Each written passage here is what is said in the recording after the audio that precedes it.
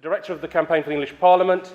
He's involved in the Workers of England union movement as well. So Eddie's coming over here. Thank you very much, Eddie.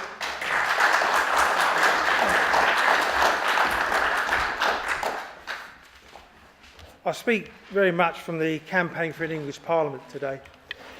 I take us back to what this event is about. And it says, after Brexit, what future democracy for England? And that's what we hear about today. And I stand here unashamedly a man that loves my country. I am an Englishman and I love England. But I'm also very happy to work within Britain, or had been up to recently. Because Britain was meant to be equality for everyone. It was meant to be equal for all. But I'm not talking about equality here within the countries of the UK. I'm talking about equality for the countries of the UK. What does that actually mean? Well, it means that actually England doesn't have a voice. It doesn't have its own parliament, doesn't have a first minister. And the people of England without that voice, being the only country that makes a tax profit within the UK, is financing Scotland, Wales and Northern Ireland. In 2009, the House of Lords gave its own figures, and it said that actually £49 billion was being given away by English taxpayers for the sake of the Union. That means that Scotland receives £33 billion a year of English tax money. That equates to £10 billion surplus every year. Let's put that into everyday life. The government turned around and said they needed £8 billion for the English NHS to make sure that austerity cuts weren't being established. So what we're finding is our tax money going to another country in surplus while we suffer and see our services cut back. Now, some people will say that is actually grievance politics, that I'm here having a moan. And I say, why shouldn't I? Because it's unfair. It's unfair for all of us who live in England.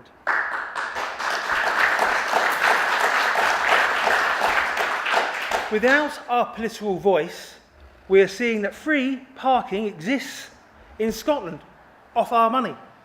We're seeing that free prescriptions are for everyone else other than England off English taxpayers' money. We're seeing free tuition fees for Scotland or heavily subsidised for the rest of the UK, but not for English students.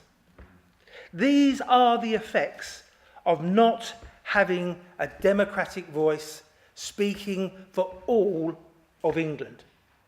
I ask you just to hold that. That is the effect of actually not having a democratic voice for us. That has a detrimental effect not just on us, but on our children and our future. Today you have already heard two of the speakers, but you're going to hear again, that one of the answers is to have localism, have regionalisation.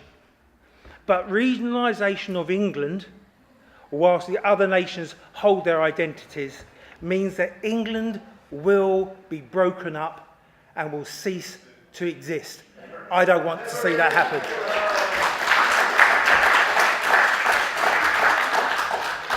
The only way forward is by everyone here supporting an English Parliament first and foremost. An English Parliament can decentralise power down to localised areas. At the moment, we have an absolute mess. We have city regions versus rural, village and town. The mess will continue to the detriment only of the people of England. The regionalist agenda was imposed on us by the EU. We already have small regions ourselves, something that's very common to all of us, and that's called our counties. Our counties, our history remains in place. But again, we've heard two speakers very open about changing our political system. For years we have campaigned for fairness and equality for England. Do not be fooled. Reform of our system cannot occur within it. We need absolute change, and the way that can only occur is by having an English Parliament with a accountable English First Minister or an independent England.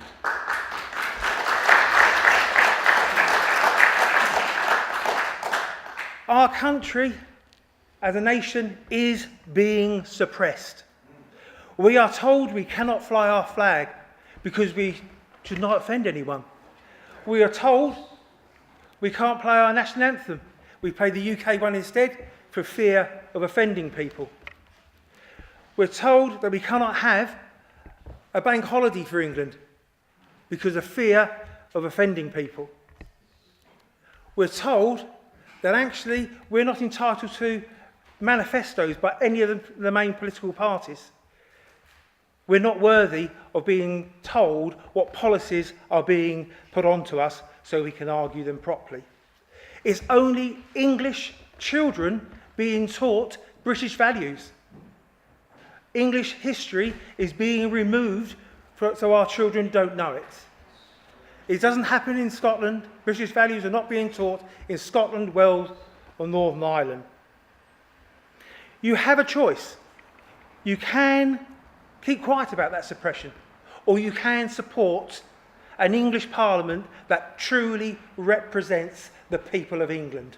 Surely that's worth fighting for.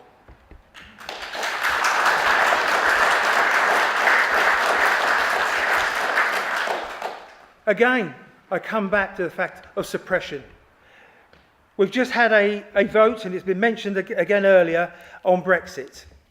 But now, even now, one of the largest votes that we've had across the UK was predominantly picked, Brexit was picked by the people of England. But the people of England are being told, keep quiet, shut up. We don't want that vote. For fear of offending the SNP, for fear of offending Clyde Cymru, for fear of offending the DUP. Where is our voice in the Brexit negotiations? There isn't any, and that is suppression. I can't see any other way of looking at it. But putting all those grievances aside, we have a bright future if we are prepared to stand up against the British government and call for an English Parliament. That future will encompass all the grievances in the fact of regionalisation, because we can give power slowly back ourselves to our own people over a structured, coherent manner. We have a choice, and I urge everyone here to look at those choices.